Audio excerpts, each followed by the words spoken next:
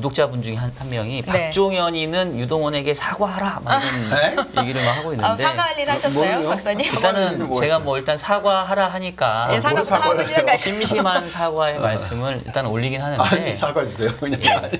아마도 이제 사과를 달라고 하시죠. 그런 것 같아요. 아마도 이제 사실 우리 유보 부장님이 작년 말부터 올해 연초에 시장 한참 분위기 안 좋을 때도 줄곧 아주 강한 그 롱뷰를 보여주셨어요. 맞추셨군요. 그렇죠. 네. 그리고 이제 그 과정에서 저는 이제 우리 유보 부장님의 뷰를 더욱더 돋보이게 하기 위해 많은 반론을 제기를 했죠. 네. 사회자의 역할이니까요. 그럼요. 네.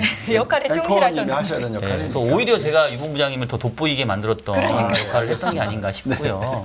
여러분 오해하시는데 상반기 저도 강세뷰였습니다. 제가 자꾸 유보 부장님의 그 질문에 딴지 거듯이 이렇게 하니까 많은 분들이 좀 이상하게 봐주시는 것 같은데 어쨌든 오해 없으셨으면 좋겠고 어쨌든 사과드리겠습니다. 아니요. 예. 네. 왜 이러시면 갑자기. 자, 오늘 뭐 마지막 이제 우리 다음 주부터 아마 이제 말씀을 주셔서 개편이 있는 네. 모양이에요. 그래서 그러게요. 원래 본부장님께서 월요일 날 하셨다가 이제 수요일로 가시는 것 같고 저는 이제 월요일 날 계속 하다 보니까 조금 우리가 네. 오늘까지인지는 몰랐는데 아쉬운데 네, 오늘까지네요. 그래요. 저도 자, 몰랐는데요. 가시기 전에 또 임팩트 있는 내용을 좀 전달을 해주시기 바라겠습니다. 오늘 해볼까요? 어떤 내용을 좀 말씀을 주시겠습니까? 뭐 다들 많이 걱정들 하시니까 네. 그 리밸런싱 때문에 어떻게 포트폴리오를 교체를 해야 되느냐 라는 얘기들을 많이 하시고 계셔서 그러지 마라. 안 하는 게 좋겠다. 뭐 그런 내용을 오늘 좀 얘기를 좀 해볼게요. 네. 자, 우선은 지난주의 흐름만 놓고 보면은 포트폴리오 좀 교체해야 되는 거 아닌가 이렇게 생각하실 수 있어요. 보시면은 나스닥이 빠졌습니다. 마이너스 0.6% 빠졌고요. 대형 기술주들도 하락폭이 굉장히 컸죠. 넷플릭스가 급락을 했었고 네. 또 테슬라도 뭐 거의 10% 가까이 급락을 했고 이렇다 보니까 기본적으로 이제 대형 기술주들이 못 나가고 이제 경기 민감주들 네. 보시면 여기 나와 있듯이 다우존스가 2%나 올랐죠. 러셀이 1.4%나 올랐습니다. 그러니까 대표적으로 이 두 개 지수는 경기 민감 지수라고 생각을 하시면 되겠고 많은 분들이 그렇게 봅니다. 그래서 경기가 굉장히 좋은가 보다. 이렇게 지금 사람들이 생각하고 이런 가운데서는 아무래도 또 이제 나스닥 리밸런싱이 일어나니까 좀 쉬어가야 되고 또 연초 대비해서 숫자를 보시더라도 나스닥은 34%나 올랐는데 나머지는 아직 뭐 한 자릿수, 두 자릿수니까 이쪽으로 바톤 터치를 해야 되는 게 아닌가. 네, 이런 의견들이 많이 올라오고 있습니다. 네. 그래서 저희는 확고하게 말씀을 드릴 텐데 아닙니다. 그렇게 하시면 안 됩니다. 라고 말씀을 드리고 있고요. 그 이유를 좀 들어보면 왜 이렇게 의견이 나오고 있는지를 이해를 해야 되죠. 우선 첫 번째는 이 차트는 무엇을 의미하냐면 S&P 500 중에서 탑 10개 종목입니다. 여기 나와 있는 탑 10개 종목은 보시면은 이제 애플이 있고 마이크로소프트, 아마존, 엔비디아, 구글, 메타 그리고 벽셔 헤드웨이인가요? 맞죠? 그리고 테슬라. 네, 제가 잘 안 보입니다. 너무 작아가지고. 본부장님 노안이 오셨나? 네, 제가 나이가 좀 있습니다. 네. 유나이티드 헬스 있고, 뭐 어쨌든 등등 해서 지금 10개 종목인데요. 네. 여기 숫자 나오는 거 보시면은 31.7%의 시가총액 비중이에요. 네네. 네, 워낙 높다 보니까. 근데 보면은 이익으로 계산했더니 이거 겨우 22%다. 그러면 이건 너무 많이 올라간 거 아니냐? 50%나 더 올라간 거 아니냐? 네. 이렇게 이제 사람들이 얘기를 하고 있는 분들이 있고요. 그런 분들이 나스닥은 조정을 받아야 되고 나머지 종목들이 올라가야 된다. 뭐 이런 의견들을 좀 제시하고 계신 것 같습니다. 이제 근데 이제 저희가 판단하기에는 지금 이 실적이 나오는 것들을 보고 있으면은요. 네. 경기가 아주 핫하다? 이거 아닌 것 같아요.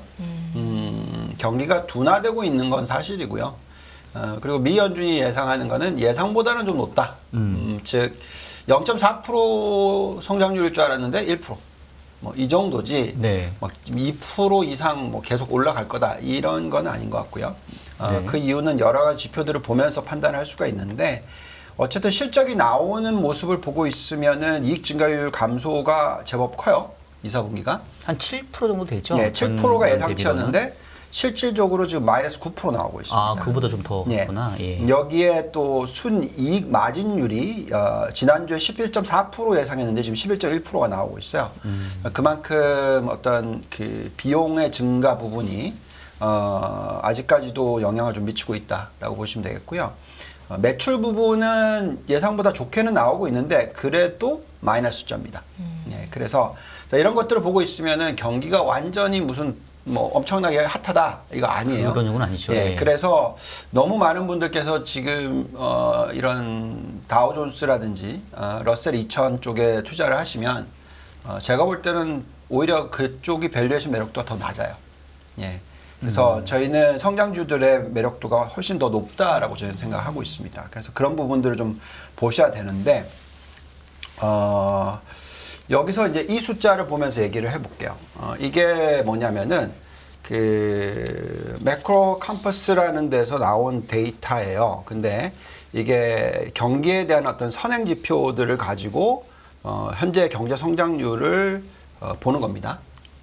성장 추정 모형인가요? 이게? 네. 그래서 보시면은 예. 뭐 여러 가지가 있습니다. 뭐 난팜 페이롤이 있고 그다음에 실업률이 있고 그다음에 실제 소비가 있고 뭐 그다음에 산업 생산 그리고 등등등 뭐 있습니다. 그래서 이걸 가지고 보고 있는 숫자를 보시면은 여전히 막 돌아서고 있고 막 올라가고 있고 이런 숫자 아니에요. 그림은 계속 떨어지는 계속 모양새로 떨어지는 보이네요. 모양새입니다. 그래서 저희가 볼 때는 전체적인 부분들을 다 계산을 하더라도 지금이 뭐 경기가 갑자기 완전 팍 돌아선다 네. 이런 모습은 아니다라고 보시면 좋겠고요.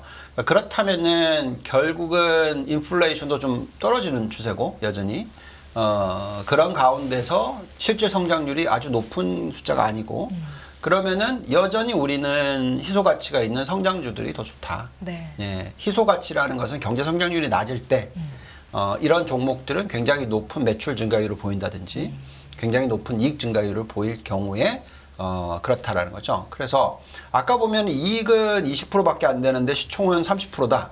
그럼 이거 50% 오버웨이트 아니냐 이렇게 생각하실 수 있으나 이익이 하나도 나머지는 안 오르고 얘네들만 50% 올라버리면 네. 어떡하냐 이거죠. 그렇죠. 그래서 물론 그건 정답은 아니지만 어쨌든 간에 멀티플이라는 것은 이익의 증가 속도에 따라서 더 많은 그 멀티플을 주게 되죠. 그래서 P 멀티플이라는 게 당연히 이익 증가율이 높으면 높을수록 우리가 더 주죠. 요즘에 사실 한국 증시는 그걸 완전히 보여주고 있는 말도 안 되는 것일 수도 있지만 네. 뭐 제가 얘기 들어보니까 뭐 에코프로의 PER이 733배라면서요. 예. 12개월 내년으로만 보면 그러는데 네네, 뭐. 또 뭐 그러니까 워낙 이익 성장 높으면 또 확 떨어진다 그렇죠. 하니까 그래서 우리가 흔히 얘기하는 예. 우리가 이익 성장률, 그러니까 예. 팩을 봐야 되거든요. 예, 그래서 PEG라고 PER 나누기 이익 증가율을 계산을 하는 거죠. 근데 지금 우리가 봐도 대형 기술주 7개나 이런 대형 나스닥 100기업들 중에서 네. 이익 증가율이 25%나 되면 예, 그죠. 경제 성장률은 뭐 1% 수준인데 그리고 아까 이익은 전체적으로 뭐 내년도에 좀 좋아진다고 얘기를 하지만 나머지는 거의 뭐 한 5% 10%도 안 된다. 근데 얘네들은 25%. 2배, 뭐 3배의 이익 증가율을 보여준다. 그럼 멀티플이 2배, 3배여도 된다라는 케이스가 되는 거죠. 네. 그죠? 이 성장률을 나누면요. 네. 예, 그래서 그런 부분들 때문에 우리는 계속해서 이 대형 기술주들에 대해서 어떤 펀더멘털을 보고 있고요.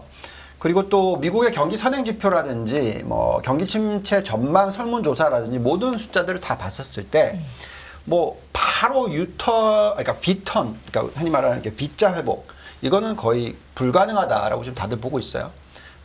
어떻게 보면 이제 유턴이죠, 이렇게 유턴. 그래서 바닥을 다지면서 이렇게 옆으로 기다가 이제 올라가는 경기 흐름으로 왔었을 때 그렇죠. 말씀이신 거죠? 그렇게 보는 게 맞지 않겠습니까? 그래서 지금 미국 경기 선행 지표도 보시면은 이 리세션 밑에 떨어져 있다라는 얘기까지 나오는 거는 그만큼 경기의 패턴이 그렇게 좋지는 않아요. 특히 대출 증가율도 네. 여전히 아직 확 늘어나고 있지 않습니다. 예, 예금 증가율도 그렇게 확 늘어나고 있지는 않고요. 네. 그래서 기본적인 어떤 금융 환경 자체는 경기가 오히려 둔화되거나 침체될 가능성을 더 얘기를 해주고 있지. 네.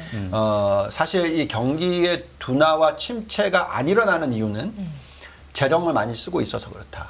그래서 정부 주도의 어떤 성장이다라고 말씀을 드릴 수가 있을 것 같아요. 네. 네, 그래서 지금 같은 때는 여전히 성장 위주의 투자가 중요하고요. 그리고 성장 위주의 투자라는 것은 그만큼 미국 정부가 어떤 산업에 있어서 초점을 맞추고 있고 성장을 이끌어내려고 하고 있고 또 어떤 생산성 향상을 일으키려고 하고 있고 뭐 이런 부분들과 다 생각하셔야 되는데 뭐 지난 1년 동안 나온 법안들 다 아시잖아요. 그죠? 인프라 법안 나왔었고 네. 그다음에 이제 IRA 법안, 뭐 칩스 법안 그러니까 다 보면은 이제 미국 제조업을 살리자 그 첨단 산업에 대한 투자가 많이 일어나게 만들자 이에 따라서 글로벌 경쟁력에 있어서 이 산업만큼은 어쨌든 미국이 1등이다 뭐 이런 식의 그렇다 보니까 지금 이런 주가의 흐름이 나오는 거죠. 뭐 메타, 아마존, 애플, 마이크로소프트, 구글, 테슬라, 엔비디아가 58% 올랐어요. 연초 대비해서. 네. 근데 이제 나머지 493개의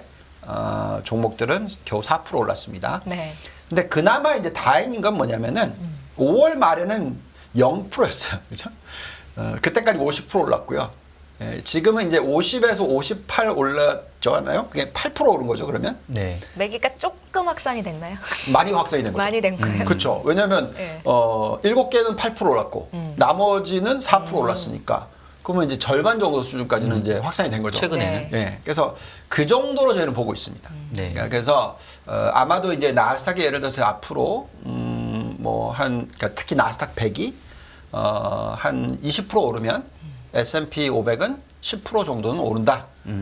최소. 네. 그러니까 나머지가 그러면은 이제 사실 실질적으로 S&P 500 전체는 한 15% 정도 오르겠죠. 네. 이 정도 되겠죠. 네, 그런 식의 어떤 변화가 있을 수 있다라고 저는 생각을 하고 있고 그렇지만 그렇다 하더라도 여전히 성장주 위주의 투자가 포트폴리오상 적절하다라고 저는 생각하고 있습니다. 본부장님, 그러니까 사실은 참 저는 본부장님이 대단하다고 정말 느껴지는 게 네.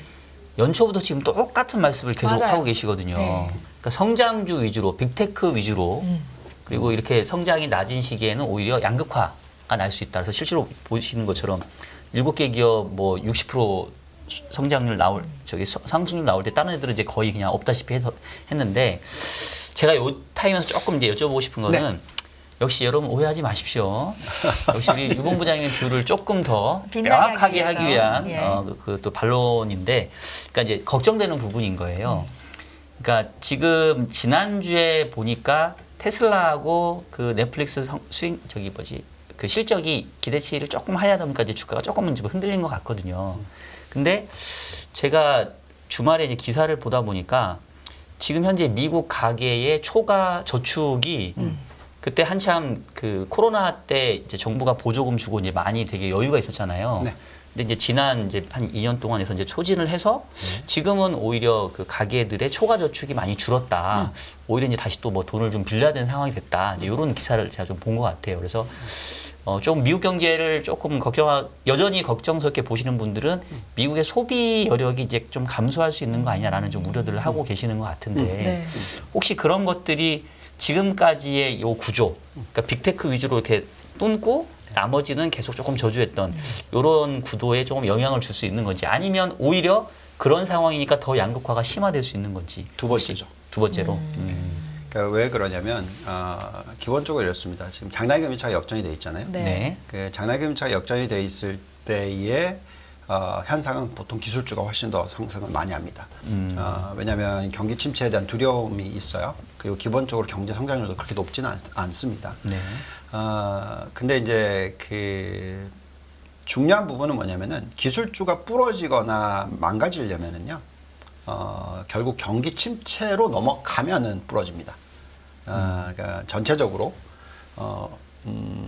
이 경제를 이끌어주고 있는 이런 대형 기술주들 그리고 이제 이게 왜 이끌어준다고 얘기를 하냐면 우리가 이제 GDP의 성장률을 봤었을 때 과거에는 노동집약형 성장률이었어요. 노동집약형 성장률이라고 하면 네.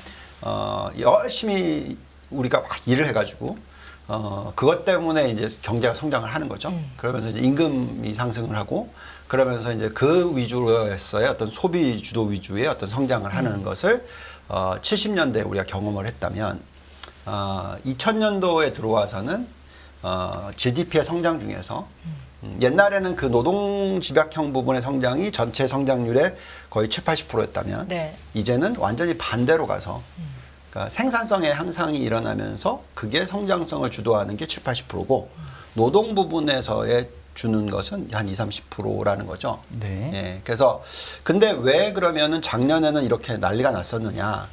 왜냐면 그만큼 또 노동 부분들이 많이 올라갔으니까 임금 상승률이 굉장히 높게 나왔으니까 사실 GDP를 오버슛하게 만든 거죠. 그러면서 인플레이션을 굉장히 자극을 했고 근데 지금 말씀하시는 내용은 그 부분이 떨어질 거란 얘기잖아요. 네. 그래서 임금 상승률이 떨어질 수 있고 그 노동 생산성이 올라가면서 임금 상승률 자체가 천천히든 어쨌든 빠르든 떨어질 수 있는 부분이고요. 대신에 이 생산성 향상은 굉장히 빠르게 지금 일어나고 있지 않을까. 이제 그렇게 되면은 또다시 양극화라기보다도 그냥 생산성을 향상시켜주는 업종들의 주가가 튀게 돼 있어요. 더 올라갈 수밖에 없다. 오히려. 너무나 당연한 얘기고요. 네. 그래서 저희가 이제 결국은 숫자가 중요하고 그래서 개별 기업들을 자꾸 들여다보게 되는데요. 저희가 이제 미국의 대표 13개 성장주의 매력도를 들여다보면 저희 회사 컴플라이언스에서 이제 그 뭐 상승 여력 이런 얘기를 쓰지 말라 그래서 그냥 상대적인 매력도를 얘기를 해드립니다. 저희가 네. 뭐 목표가라고 아니라고 계속 말씀을 드렸는데도 다들 조금 오해를 하셔서 그러니까 저희는 네네. 이제 상대적인 매력도를 들여다보는데 지금 그 상대적인 매력도가 대형 기술주 13개가 상당히 높아요. 그러니까 높다라는 것은 나스닥 전체보다도 훨씬 높고요. 그다음에 S&P 500보다도 훨씬 높고 또 개별 종목들로 들여다보면은 정말 엔비디아, AMD, 테슬라, 마이크로소프트, 애플, 알파벳, 구글의 상대적인 매력도가 너무 높게 나와요. 네. 예, 그래서 이런 환경에서는 저희가 굳이 얘네들을 던지고 경기가 완전히 회복할 것 같다라는 생각에서 베팅을 할 수가 없다라는 거죠. 경기가 회복을 하려면 기본적으로 통화 정책이 완전히 바뀌어야 되고요. 그러니까 금리를 막 내려주거나, 그 다음에 재정을 지금 많이 쓰고 있는데 더 쓰거나. 네. 그렇게 되면서 대출 증가율이 지금 거의 없는데 네. 이게 급격하게 막 두 자릿수로 튀어 올라가거나. 그러니까 이런 모습이 나오면은 저희가 기술주 다 던져. 그리고 이런 경기 민감주들 뭐 이런 쪽에 투자를 하자 이렇게 얘기를 할 거예요. 제가 그것을 했던 때가 언제냐면 2018년입니다. 그때 저희가 중소형주 뭐 IWN 이런 걸 많이 투자하자 뭐 그런 얘기들도 했었었고요. 근데 그거는 보통 사이클의 후반. 네. 예. 근데 지금은 어떻게 보면 이제 경기가 많이 내려와서 이제 바닥을 다지는 구간이다라고 생각을 하신다면 여전히 이런 성장주들의 상대적인 매력도가 계속 자꾸 부각이 되겠죠. 실적이 나오면 나올수록 자꾸 부각이 될 겁니다. 왜 금요일 날 떨어졌냐면 두 가지 요소 때문에 그런데 우선 첫 번째 요소는 나스닥 100에 대한 리밸런싱 얘기 때문에 그래요. 네. 그래서 24일 날 리밸런싱을 하니까 오늘부터죠. 예. 그래서 오늘 근데 오늘까지니까 사실 이미 벌써 많이 반영이 된 거예요. 그래서 지금 주가를 보시면 이제 나스닥이 상대적인 선물 시장은 좀 더 낮거든요. 예. 그래서 그런데다가 사실 그 테슬라의 실적만 보고 있으면은 저희가 생각했던 걸 다 충족했어요. 근데 이제 문제는 넷플릭스의 실적이 나왔는데 이게 한 자릿수였어. 그것도 낮은 한 자릿수의 성장률이었어요. 근데 저희가 여기에 보시면 넷플릭스가 가장 밑에 있죠. 그만큼 넷플릭스에 대해서는 이미 성장을 할 대로 했다. 얘네들은 가격 정가를 해야지만 성장을 한다. 그렇죠. 예, OTT이기 때문에. 그렇기 때문에 새로운 고객을 못 데리고 오는 경우에는 가격을 올려야지만 이익 증가율이 나오는 거죠. 그렇죠. 그러면 이 성장률은 약간 모양새가 틀리죠. 예, 그래서 어떤 새로운 성장 산업이 있는 게 아니잖아요. 네. OTT가 뭐 딴 걸로 뭐 OTT를 할 게 없죠? 뭐 무슨 광고 수익을 낼 건가요? 아니잖아요. 아니면 그냥 더 뭐 어떻게든지 뭔가 가격을 올리거나 좀 더 퀄리티 있는 프로덕트를 내면서 거기에 대해서 뭐 프리미엄을 붙이거나 뭐 이런 식의 해야 되는 거잖아요. 그렇죠. 예. 뭐 아니면 가입자 수가 막 급격하게 또 늘어난다. 그러니까 이러면 또 다른 얘기가 되겠죠. 그래서 어쨌든 상대적으로 넷플릭스는 저희가 가장 이 대형 기술주 중에서 밑으로 보고 있던 종목이고요. 성장률을요? 네. 예. 근데 이제 이번 주 내내 거의 많은 기업들이 발표를 할 거예요. 근데 그 기업들 중에서 뭐 예를 들어서 엔비디아나 AMD나 마이크로소프트나 애플이나 뭐 알파벳, 구글 등이 보이는 숫자가 봐라 우리가 이 AI 관련된 부분에 있어서 이러한 성장을 볼 수 있다라는 것을 제시하게 되면은 이거는 또다시 튑니다. 그래서 어떻게 보면은 리밸런싱이 일어났던 이유가 이럴 때 좀 기회를 살리고 싶었을 거예요. 오늘 제가 어떤 이메일을 받았냐면은 한 운용사에서 ETF 액티브 매니징을 하는데 자기네들은 자체적으로 계산했었을 때 이미 벌써 반영이 됐기 때문에 리밸런싱 안 하기로 했다. 미리 이미 자기들 선제를 했기 때문에. 네. 뭐 그리고 실질적으로 더 잘라야 되는데 한 11% 정도를 잘라야 되는데 네. 우리는 액티브 매니지이기 때문에 안 자르겠다. 이렇게 결론을 내린 거예요. 무슨 얘기냐면 미래에 대한 성장성이 보이는 것을 인덱스 때문에 잘랐다가 다시 실는 거를 하기 싫은 거죠. 예. 그래서 제가 볼 때는 결국은 펀더멘털이 제일 중요하고 네. 결국은 성장성이 어떻게 될 거냐가 가장 중요한데 저희는 엔비디아와 AMD와 테슬라와 마이크로소프트와 애플과 구글의 실질적인 이익 증가에 대해서 훨씬 더 좀 마음 편하다는 거죠. 경제 성장률이 확 회복해서 모든 산업들이 다 되돌아가면서 이익이 두 자릿수 성장하는 거에 대한 어떤 저희의 어떤 그 기대치가 네. 얘네들이 20% 이상의 이익 증가율을 보여줄 수 있는 가능성에 대한 기대치가 훨씬 높다. 예, 그렇기 때문에 저희는 포트폴리오 조정을 안 하겠다라고 말씀을 똑같은 얘기를 하는 겁니다. 네. 그 운용사에서 얘기하는 걸로. 네. 그래서 그 얘기를 오늘 사실 좀 많이 해드리고 싶었고요. 네. 그래서 지금 같은 때는 그렇기 때문에 어떻게 보면 한국도 이런 성장 산업이 안 죽는 거예요. 그러니까 주가가. 그러니까 조금만 빠지면 또 가고 이런 현상이 나오고 있죠. 근데 물론 조금 걱정스럽긴 합니다. 네, 너무 멀티플이 높아서. 아니 왜 그러냐면 이런 거예요. 그러니까 엔비디아의 멀티플이 200배거든요. 네. 예. 근데 엔비디아는 정말 간단하게 얘기하면은요. 앞으로 AI 반도체 시장의 그 많게는 90%를 가져갈 수도 있어요. 뭐 지금도 거의 MS가 그 정도 되니까. 네. 그렇기 때문에 네. 근데 우리나라 전기차가 그렇게 90%를 가져갈지는 모르겠어요. 저는 솔직히. 네. 근데 엔비디아의 멀티플이 200배고 우리가 얘기하는 에코프로의 멀티플은 700배다. 800배다. 조금 부담스럽긴 합니다. 그래서 어쨌든 간에 근데 어쨌든 이 얘기를 왜 하냐면 네. 성장 산업이고 그리고 이 성장 산업들에 대해서 어떤 나라든 간에 글로벌 경쟁력이 있는 애들한테 몰리게 돼 있어요. 몰아주는 게 됐죠. 예. 그거는 당연한 이야기입니다. 우리나라에서 가장 글로벌 경쟁력이 높다라고 하는 게 전기차 부품 중에서 배터리거든요. 그러니까 거기에 멀티플 몰리는 거죠. 우리나라가 가장 경쟁력이 있다고 하는 게 반도체이긴 한데 문제는 반도체에서 메모리 쪽이고 네. 메모리가 이 전체 반도체 시장에서 겨우 20%밖에 되는 게 아니고 AI와 연결되어 있는 쪽이 얼마나 커질지에 대해서 멀티플을 얼마나 주냐 했었을 때는 이미 벌써 1000배 받을 수도 있는 거예요. 네, 무슨 얘기냐면 그 부분이 워낙 작기 때문에. 네. 예, 그래서 그렇기 때문에 상대적으로 탄력성이 적은 거고요. 그리고 또 다른 산업으로 계산하자면 저희는 신재생 에너지가 있다고 생각해요. 그래서 그런 쪽에 대해서 관심을 가져보셔야 된다고 생각하는데 문제는 그 신재생 에너지는 중국이 1등이에요. 그러니까 이제 중국의 멀티플이 워낙 낮게 돼 있으니까 이쪽을 쫓아가는 거죠. 그래서 못 튀는 거고. 그러다 보니까 그냥 우리는 다 배터리로 지금 관심이 다 쏠려 있어요. 근데 네. 그거의 모든 핵심은 뭐냐면 성장성과 글로벌 경쟁력이 뭐가 있냐 이거예요. 네. 근데 그 세 개의 산업은 있기 때문에 멀티플이 높아져야 되는 게 맞는 거죠. 근데 상대적으로 오르는 것만 자꾸 하고 있으니까 다른 것들도 경쟁력이 뭐가 있는지 보셔야 되겠죠. 그리고 멀티플 계산을 하셔야 됩니다. 근데 이제 저희는 그렇게 너무 쏠림 현상이 일어날 때는 저희는 투자가 어렵기 때문에 저는 훨씬 더 마음이 편한 게 이런 대형 기술주들의 멀티플을 보고 판단을 하고 경쟁력이 얼마나 되는지를 판단하고 투자를 하는 게 훨씬 편해요. 예, 그래서 저희 어차피 한국 투자 비중이 거의 없다시피 하니까 네.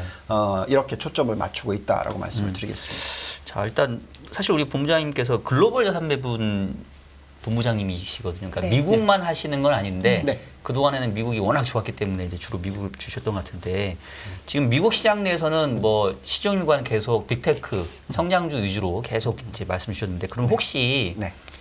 이제 미국만 계속 봐야 되는 시장인지 아니면 흔히 말하는 넌 US 왜냐하면 최근에 좀 달러화가 네. 약간 약세 조짐을 좀 보이다 보니까 그러면 약간 또 넌 US 자산에 대한 관심도가 높아질 수도 있잖아요. 네. 그리고 또 그러면 또 혹시나 이제 또 중국에 대한 얘기를 안 할 수도 없고 네. 혹시 그쪽 시장은 아직도 가려면 시간이 더 필요하다고 보시는 건지 계속 미국 내에 머물러 있어야 된다고 보시는 건지. 제가 해드리고 싶은 말씀은 네. 우리 개인 투자자들이 굉장히 많이 스마트해졌어요. 그리고 ETF를 활용할 수 있기 때문에 네. 투자할 수 있는 방법이 많이 늘었어요. 근데 제가 볼 때는 전에도 지난주에도 나와서 말씀을 드렸지만 채권 투자 너무 많이 하세요. 그러니까 그 하이 네트워스 인디비주얼, 그러니까 고액 자산가들도 네. 지금 제가 볼 때는 조금 잘못 생각하고 있다고 생각이 들어요. 뭐 예를 들면 우리나라의 미국채를 안 사세요. 오히려 한국채를 사세요. 한국 국채의 금리가 상대적으로 낮은데도 불구하고 네. 이걸 사세요. 왜냐하면 우리나라의 정부 부채 비율은 낮다. 뭐 또는 뭐 3.5%이니까 뭐 그 정도면 수익이 날 거고. 근데 제가 볼 땐 ETF를 활용하시거나 채권 투자를 하는 거는 저희는 지금 시장을 어떻게 생각하냐면 이거는 이제 박사님과 저의 의견의 차이가 좀 있죠. 저는 금리가 쉽게 많이 떨어질 거라는 환경이 아니라고 생각해요. 전 세계적으로. 그거는 같이 동의하는 건데. 네. 아주 한 작년만 하더라도 이제 금리 많이 떨어뜨려야지 경기 침체가 안 온다라고 얘기하셨잖아요. 그리고 고금리 상태가 네, 상당 기간 네, 네. 유지될 거라는 그 관점이 네, 비슷하다는 저는 말씀이시죠? 그러니까 뭐냐면 네. 감당 가능한 금리 수준이 3.5% 정도다. 네. 근데 감당 가능하기 때문에 그 금리를 오랫동안 유지시켜야 된다. 그래야지 인플레이션을 잡는다. 장기적으로. 네. 예, 그래서 저는 3.5%의 금리가 쉽게 떨어질 거라고 생각하지 않아요. 미국도 마찬가지로 3.5%대로 떨어질 거지만 그게 10년 국채 금리입니다. 우리나라가 지금 3.5고 그것도 마찬가지로 3.5예요. 사실 그 차이가 없기 때문에 환율이 그렇게 변하는 거 아니라고 저는 생각하거든요. 그래서 제가 생각할 때는 3.5%를 벌기 위해서 채권을 산다. 한국은 위험성이 있다고 저는 생각하는 게 뭐냐면 워낙 지금 부동산의 이슈가 있다 보니까 어떻게 튈지 잘 모르겠어요. 솔직히 말씀드리면. 그래서 네. 굉장히 저는 불안하고요. 예, 그래서 채권에 대한 투자를 특히 뭐 예를 들어서 뭐 단기 금리 뭐 7% 준다. 네. 그러면서 요즘에 좀 위태위태한 재벌 이름을 단 기업들이 채권을 발행을 해요. 그러니까 그런 투자는 저는 될 수 있으면 안 하셨으면 좋겠다는 생각을 하고 있고요. 오히려 어쨌든 채권 비중을 지금은 당장은 엄청나게 세게 들고 가는 타이밍이 아닌 것 같아요. 저는 개인적으로는. 언제 들고 가야 된다고 생각하냐면 미 연준이 실질적으로 금리를 내리기 시작했었을 때. 그러니까 실질적으로 더 이상 올린다는 얘기 다 들어가고 이제부터는 우리 금리 내립니다라고 얘기를 할 때 그때 들어가도 안 늦다라는 거죠. 그때 들어가도 10% 연간 수익을 낼 수 있는 환경이 될 거라고 생각합니다. 그러니까 무슨 얘기냐면 지금 5.25에서 5.5로 올릴 거라고 지금 얘기가 나오고 있잖아요. 네. 예, 단기채를. 근데 그게 나중에 앞으로 이제 미 연준이 그걸 내리겠다라는 얘기가 나온다면 당연히 금리는 내려가면 이익이 더 나니까. 네. 그렇죠? 그래서 4.5% 5%의 수익은 나는데 여기다 플러스 알파가 들어오겠죠. 네. 그래서 그때 타이밍은 저희가 생각할 때는 아마 내년 1, 4분기 지나고 나서 네. 요 정도로 저희는 생각하고 있고요. 근데 이제 거기다가 이제 더해서 그 말씀하신 대로 요거를 이제 같이 엮어서 얘기를 해볼게요. 자, 그러면 이제 지금 우리나라의 금리가 미국 금리보다 낮아요. 그러니까 이제 원화가 절하가 되고 있는 부분이잖아요. 그런데 이제 미 연준이 금리를 내리기 시작하면 실질적으로 달러는 약세로 갈 가능성이 높죠. 이미 벌써 많이 떨어졌고요. 예, 그래서 이런 환경 아래에서는 신흥국도 좋다. 아주 좋은 거는 또 국가마다 다르겠지만 네. 저희가 생각할 때는 신흥국에 대한 비중이 높아야 된다라고 생각합니다.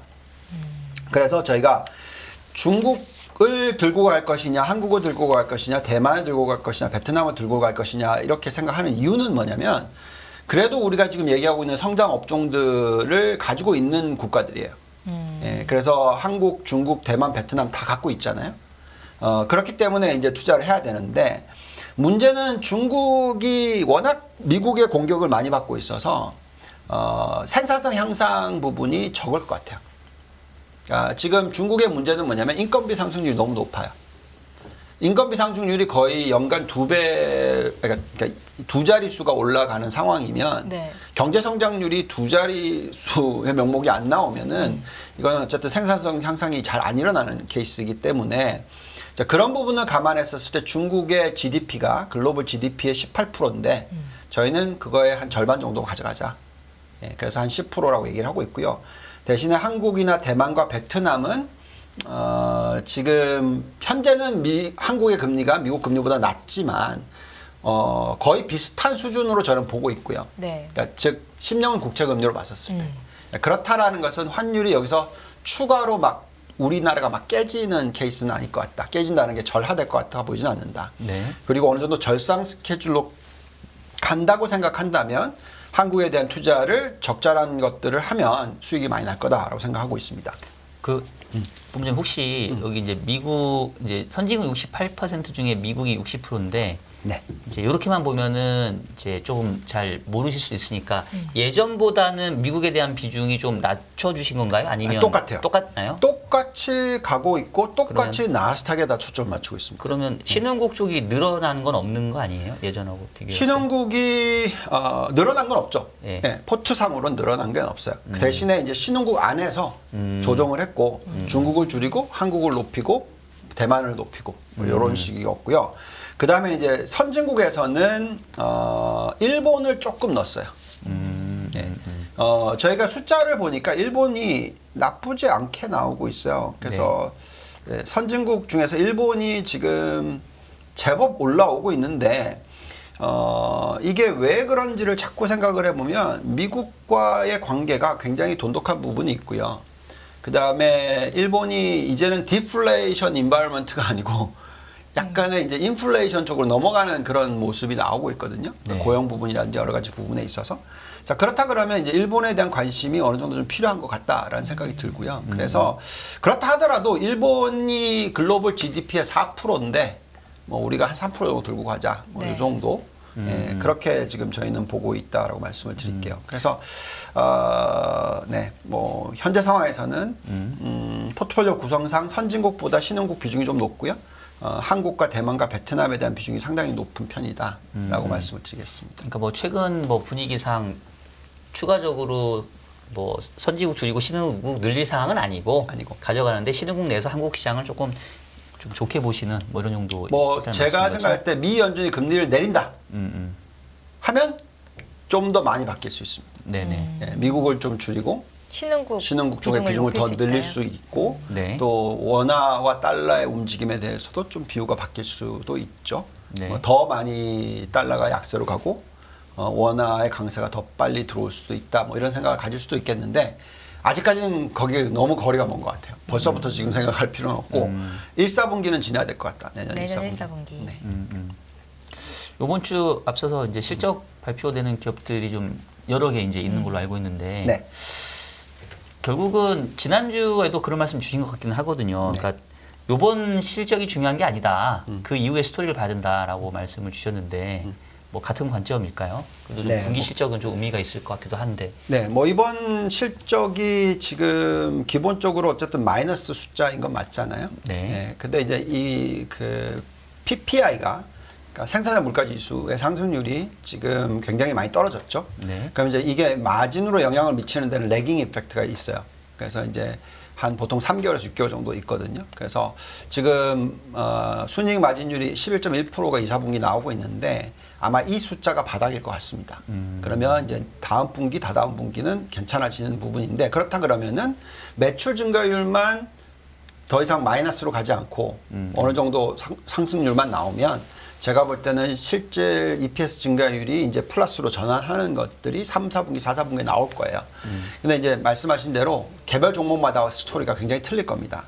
근데 아마 시장은 좀 자신하는 것 같아요. 어떤 부분을 자신하는 것 같아 보이냐면 자금 흐름 부분에 있어서 저희가 보니까 그 IT 쪽에 대한 자금 흐름이 여전히 굉장히 높습니다. 참 재밌는 현상이 지금 보시면은 택 쪽에 마니플로가 굉장히 높게 나오고 마찬가지로 머니마켓 펀드의 돈도 계속 들어가고 있어요. 예, 이런 모습이 나오면서 어떻게 보면은 예, 선택과 집중을 굉장히 많이 하는 시장이다라고 생각이 듭니다. 그래서 어쨌든 지금 현재 시점에서는 대형 기술주에 대한 투자 포트는 유지하시는 게 맞다.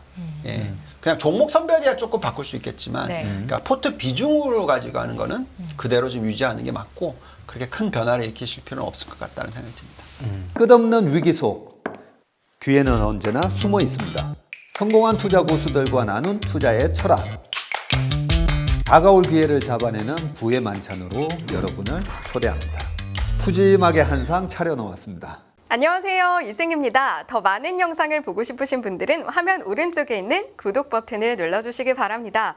그리고 영상을 보시면서 좋아요는 필수인 거 아시죠? 항상 인포맥스 라이브를 사랑해 주셔서 감사합니다.